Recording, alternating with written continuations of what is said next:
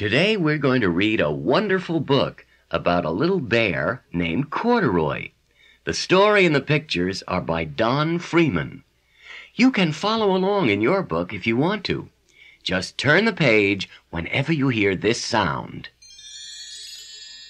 Now, open to the page where the story begins.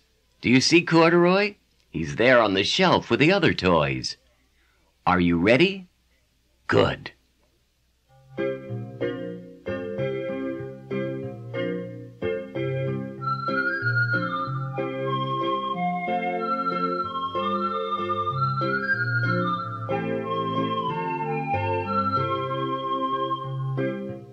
Corduroy is a bear who once lived in the toy department of a big store.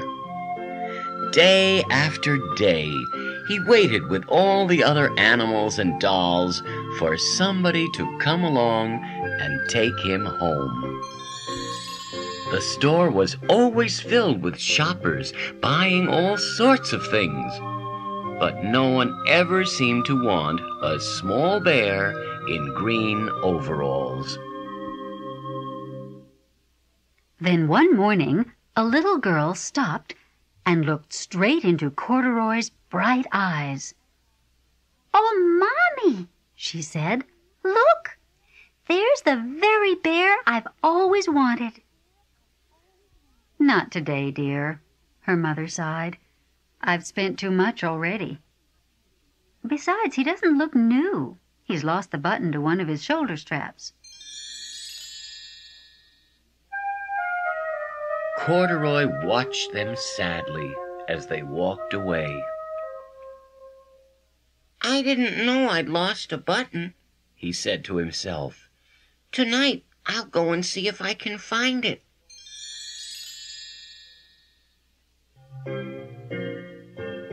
Late that evening, when all the shoppers had gone and the doors were shut and locked, Corduroy climbed carefully down from his shelf and began searching everywhere on the floor for his lost button. Suddenly, he felt the floor moving under him. Quite by accident, he had stepped onto an escalator, and up he went. "Could this be a mountain?" he wondered. "I think I've always wanted to climb a mountain." He stepped off the escalator as it reached the next floor, and there, before his eyes, was a most amazing sight. Tables and chairs and lamps and sofas and rows of beds. "This must be a palace," Corduroy gasped. "I guess I've always wanted to live in a palace." He wandered around, admiring the furniture. "This must be a bed," he said. "I've always wanted to sleep in a bed." And up he crawled onto a large, thick mattress. All at once, he saw something small and round. "Why, here's my button!" he cried, and he tried to pick it up. But like all the other buttons on the mattress, it was tied down tight. He yanked and pulled with both paws until, pop!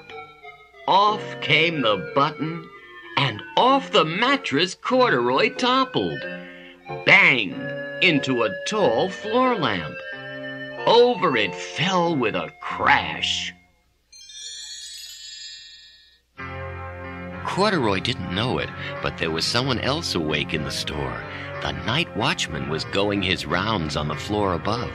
When he heard the crash, he came dashing down the escalator. "Now who in the world did that?" he exclaimed. "Somebody must be hiding around here."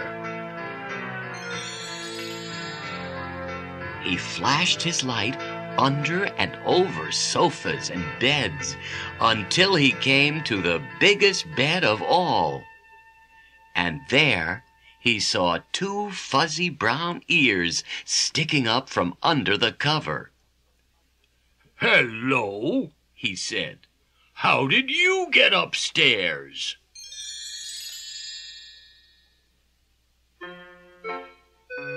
The watchman tucked Corduroy under his arm and carried him down the escalator and set him on the shelf in the toy department with the other animals and dolls.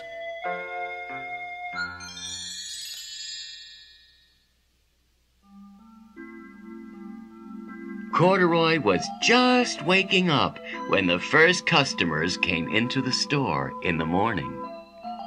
And there, looking at him with a wide, warm smile, was the same little girl he'd seen only the day before.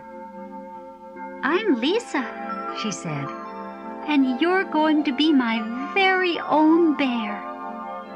Last night, I counted what I've saved in my piggy bank, and my mother said I could bring you home. Shall I put him in a box for you?" the saleslady asked. "Oh, no, thank you," Lisa answered, and she carried Corduroy home in her arms. She ran all the way up 4 flights of stairs into her family's apartment and straight to her own room. Corduroy blinked.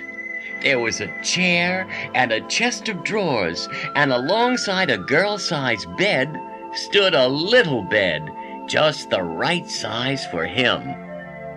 The room was small, nothing like that enormous palace in the department store. This must be home, He said. I know I've always wanted a home. Lisa sat down with Corduroy on her lap and began to sew a button on his overalls. "I like you the way you are," she said, "but you'll be more comfortable with your shoulder strap fastened." You must be a friend. Said Corduroy. I've always wanted a friend.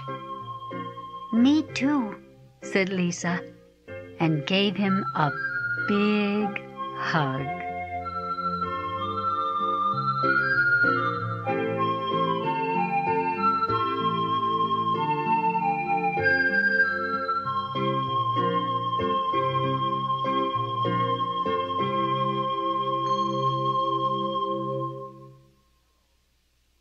Hello. We hope you enjoyed reading about Lisa and her new friend Corduroy. Teddy bears are really wonderful companions. They're small enough to go almost any place you go. You can sit them down and read to them, and they're good listeners when you just feel like talking. And they're nice to snuggle up to at night. Here's a special little poem that you might recite to a fuzzy little teddy bear. A teddy bear is a faithful friend. You can pick him up at either end. His fur is the color of breakfast toast, and he's always there when you need him most. I wonder why we call fuzzy little bears teddy bears. Why don't we call them Billy bears or Tommy bears? Well, once a long time ago, a president of our own United States was named Theodore Roosevelt. Teddy is the short name for Theodore. There was once a drawing of Teddy Roosevelt in a newspaper with a cuddly little bear. From then on, little bears were always called teddy bears. We know that teddy bears are cuddly and cute, but remember they do get hungry, and all bears, big and small, hunt and fish for food in their forest